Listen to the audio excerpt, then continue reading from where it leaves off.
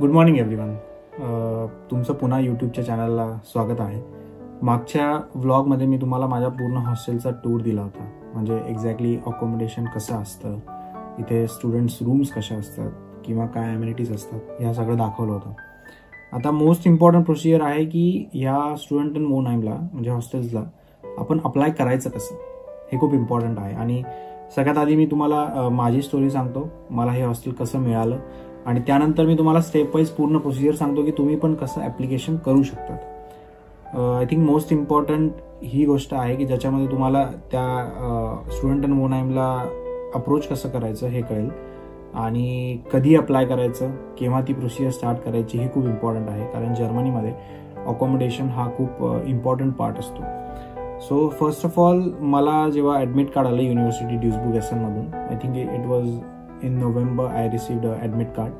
त्यानंतर 1 ते 1.5 महिना माझा पूर्ण विजाची अपॉइंटमेंट आणि लोनच्या प्रोसिजरमध्ये गेला. बट माझे 2 ऑलरेडी मित्र जर्मनीमध्ये होते, मग ते मला खूप चांगलं गाईड करत होते.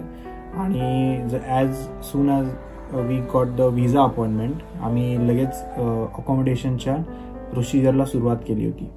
सो आय थिंक 18 जानेवारीला माझी विजाची अपॉइंटमेंट होती, आणि त्याच्या आधीच आम्ही अकोमोडेशन स्टार्ट केलं होतं शोधायला.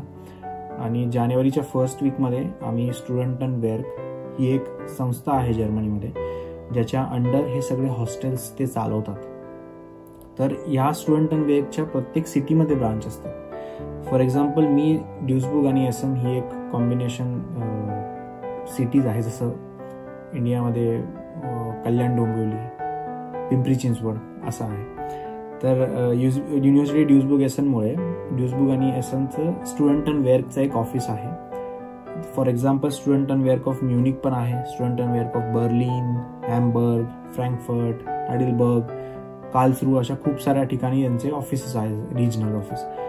सो मला जेव्हा ॲडमिट कार्ड मिळालं, मी सर्वात आधी रजिस्ट्रेशन केलं स्टुडंट इन वर्कच्या ऑफिशियल वेबसाईटवर, आणि ॲप्लिकेशन सबमिट केलं की मला ह्या युनिव्हर्सिटीमधून माझं ॲडमिट कार्ड आलं आहे, माझी expected date to reach Germany ही आहे, आणि मला ह्या एरियामध्ये अकोमोडेशन पाहिजे, ड्युसबुर्गमध्ये पाहिजे किंवा एसेन. ड्युसबुर्ग आणि एसेन हे 2 वेगळ्या सिटीज आहेत, तर मी प्रेफर त्यांना ड्युसबुर्ग दिला होता, कारण माझं युनिव्हर्सिटी पूर्ण ड्युसबुर्ग कॅम्पसमध्ये आहे.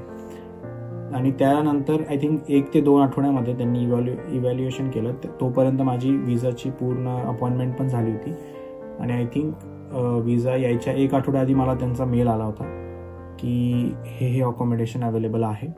मला त्यांनी 3 ऑप्शन्स दिले होते, तर मी ते 3ही ऑप्शन्स गुगलवर चेक केले, आणि प्रेफरेबली मला हा आवडला, कारण हा रेल्वे स्टेशनच्या जवळ पण होता, आणि इथून कॉलेज फक्त 1.7 किलोमीटरवर आहे युनिव्हर्सिटी, आणि bus transportation is free for us. So I chose this. आणि जेव्हा तुम्ही ॲप्लिकेशन करतात ते तुम्हाला आधी क्यूमध्ये टाकतात, कारण वेटिंग लिस्ट असते भरपूर, आणि ती क्यू जेव्हा क्लिअर होते त्यानंतर तुम्हाला अलॉटमेंट भेटते. फॉर एक्झाम्पल ते तुम्हाला देतात की ह्या हॉस्टेलमध्ये ही रूम खाली आहे, ह्या हॉस्टेलमध्ये ही रूम खाली आहे, तुम्हाला कोणतं प्रेफरन्स हवं. खूप वेळा असं होतं की प्रेफरन्स ते देत नाहीत, कारण तेवढ्या अवेलेबिलिटी नसतात रूमच्या. सो मी फॉर्च्युनेटली मला 3 त्यांनी प्रेफरन्स दिले होते, तर मी ही चूज केली. सेम स्टोरी आहे माझ्या फ्रेंडची, जेव्हा आम्ही दोघं सोबत येणार होतो, तो पण सेम युनिव्हर्सिटीमध्ये, फक्त डिफरंट ब्रांचमध्ये शिकत होता. अनफॉर्च्युनेटली त्याला काहीच प्रेफरन्स मिळाला नाही तेव्हा. आम्ही दोघं सोबत आलो, इथे 2 महिने सोबत राहिलो, आणि आम्ही ॲप्लिकेशन करत राहिलो. फॉर्च्युनेटली विदिन 1 मंथ आम्हाला एक नवीन हॉस्टेल मिळालं त्याच्यासाठी, बट ते एसेनमध्ये होतं. सो स्टुडंट इन वर्कच्या अंडर येतं म्हणून आम्ही विचार नाही केला, आणि ते लगेच घेऊन टाकलं. So accommodation is very important. Second most important thing की तुम्ही ॲप्लिकेशन कधी केले पाहिजे. As soon as you receive admit card, you have to keep an eye on accommodation in Germany. विजाचे जे अपॉइंटमेंट्स असतात, लोनची जी प्रोसेस असते, त्याला फार तर फार 1.5 ते 2 महिने लागतात.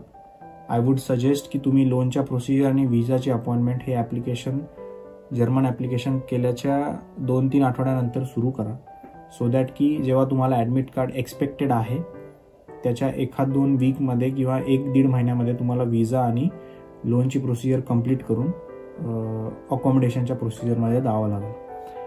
आय विल प्रेफरेबली सजेस्ट जेव्हा तुमचं ॲडमिट कार्ड येतं तेव्हा तुम्ही लगेच अकॉमोडेशनसाठी अप्लाय करून टाका. डझंट मॅटर की तुमचा विजा आणि लोन प्रोसिजरला किती वेळ लागेल. तुम्ही त्यांना एक्सपेक्टेड डेट सांगू शकता. फॉर एक्झाम्पल जर तुमचा विजा नोव्हेंबरमध्ये आला आहे, तुम्ही नोव्हेंबरलाच अप्लाय करा स्टुडंट अँड वेगच्या वेबसाईटवर जाऊन, आणि त्यानंतर विजाची जशी त्यांना एक टेंटेटिव्ह डेट द्या की मार्चमध्ये I am expecting to come to Germany.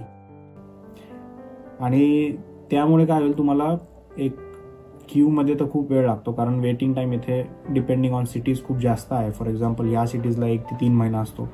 मोठ्या सिटीज जसं म्युनिक, बर्लिन, फ्रँकफर्ट, हॅम्बर्ग या सिटीजला 1 ते 6 महिने किंवा 1 वर्ष पण लागू शकतो.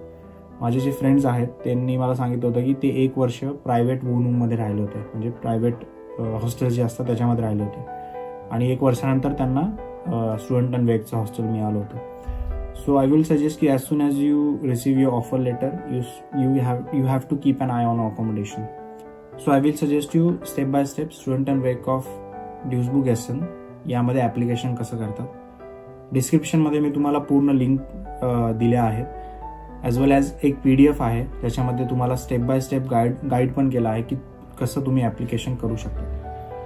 So let's see, I will show you around how to apply on a student and work, how to register, login, and what are the further procedures. So just you have to search on Google student and work, and for the Duisburg Essen cities student and work Duisburg Essen, go to the home page and translate the page for your better understanding. So when you translate it, there are many sections. The most important is reside, where all the accommodations are listed. So when you go inside that, you will find the student dormitory and the guest house. When we click on the student dormitory, you will see all the locations where they are offering the student dormitories for all the students. There are student dormitories in Essen, Mülheim and Duisburg. So for example, we are looking at the Duisburg dormitory, and when you go down you will see exact the address, the pictures of the room, general information about the dormitory. The most important are the room types. What are the room types? First is the single one. You have to check the area of the room and the cost of living, and also other factors that are included. Check for each and every sections because the area and the price different for each type of room. This is our room, which is area is 13 meters square and rent is 363, and this is the one which is shared in the 3 other students with a common bathroom. The kitchen will be common for 15 students, common for everyone. So now how to apply? Go to register section, click on the online form. You will have this online form. You have to fill all your general information, name, surname, email address, and there are some important questions. For example, where you want to live. You will find many information or options where you want to live, for example Duisburg, Essen, Mülheim, or anywhere you want, and in which university you will be going to study. So choose that wisely. There are 2 additional options. Would you like to move in with your partner? So as a student, no. And do you want accessible housing, which is for disabled students if they want a special help? If not, then select no, and all of that, after all of this, just submit it and it's done. So registration form fill करून जेव्हा तुम्ही application submit करता तेव्हा तुमची procedure registered होते. आणि frankly speaking एकदाच registration करा, पुन्हा ॲप्लिकेशन नका करू, to avoid the confusion. So that की एकदा तुम्ही अप्लाय केल्यानंतर ते तुम्हाला क्यूमध्ये ॲड करतात आणि फर्दर प्रोसेससाठी ते तुम्हाला एक लिंक पाठवतात. त्या लिंकवर तुम्हाला तुमची पूर्ण प्रोफाईल अपडेट करावं लागते. फॉर एक्झाम्पल तुमचा पासपोर्ट टाकावा लागतो, युनिव्हर्सिटीचं ॲडमिट लेटर टाकावं लागतं, आणि इफ तुम्ही युनिव्हर्सिटीमध्ये एनरोल केलं आहे इंडियावरूनच, it is possible with university of Duisburg Essen, तर एनरोलमेंट लेटर पण टाकावं लागतं. या सगळ्या गोष्टी झाल्यानंतर तुम्ही एक इलिजिबल स्टुडंट ठरतात या स्टुडंट डॉर्मेटरीजसाठी, आणि within 1 or 2 months or maybe sooner than later 2 weeks 3 weeks ते तुम्हाला रिप्लाय करतात that we have available positions और available slots, available rooms in this dormitory. जर तुम्हाला ऑप्शन ते देत आहेत तर मोर दॅन इनफ की तुम्हाला तुमच्याकडे चॉईस असते कोणतं डॉर्मेटरी सेट आपल्याला सिलेक्ट करायची आहे. If they didn't give you option, ते तुम्हाला कधी कधी सिंगल रूमच ऑफर करतात की आमच्याकडे एवढी एक रूम आहे available, would you like to take it और leave it. So this is how the procedure goes. जेव्हा तुम्ही रूम सिलेक्ट करता एक 2 weeksचा टाइम पिरियड असतो तुमच्याकडे डिपॉझिट भरण्यासाठी. जेव्हा तुम्ही डिपॉझिट त्यांना पे करतात ते तुमचं एक ॲग्रीमेंट क्रिएट करतात, ॲग्रीमेंट बनवतात आणि तुम्हाला ते ॲग्रीमेंट ईमेलवर पाठवतात. और जर तुम्ही ऑलरेडी जर्मनीमध्ये असाल तर तुम्हाला ते ॲग्रीमेंट बाय पोस्ट येतं. Then you have to sign the agreement आणि ते ॲग्रीमेंट तुम्हाला परत त्यांना पाठवावं लागतं. And after all this procedure finally you will get an appointment to collect your keys of your room, and after that you can easily move in one of the dormitories you always wanted. That's how the procedure goes. I will also give you a step-by-step overlook for the other Studentenwerk, for example Munich and Berlin. Similarly, we have a Studentenwerk in Munich, and the other site we have a separate site for that. Same option is reside, where you find all the Studenten Wohnungs and housing. Here you can click on the apply online option. When you click on that, you will go to directly to the page where you find the online application form, and you have to fill here the form properly. Before that, you have to check the list of dormitories available near the Munich. Check all the dormitories, and as per your requirement, go to the online form. Here you have to fill the normal details, which type of apartment you want, one type, full apartment, and here you have to give the preference, the top three priority of your student dormitories you want when you will be here. Also the starting date of your semester, and new thing is you have to give your budget. For example, 450 euros you are willing to pay for the dormitory. The rest is the general information about yourself, and also you have to upload the 3 important documents here. The first is your Studentenbescheinigung, that is the offer letter, student certificate and passport. Before submitting, you can also add comments if you want, then just click submit. Similar procedure is with the Studentenwerk in Berlin. Same, we have a different site but same option, where you can go and find all the student dormitories. Here you can also find the waiting time, like what is actual waiting time currently now, and the detailed information about the dormitories.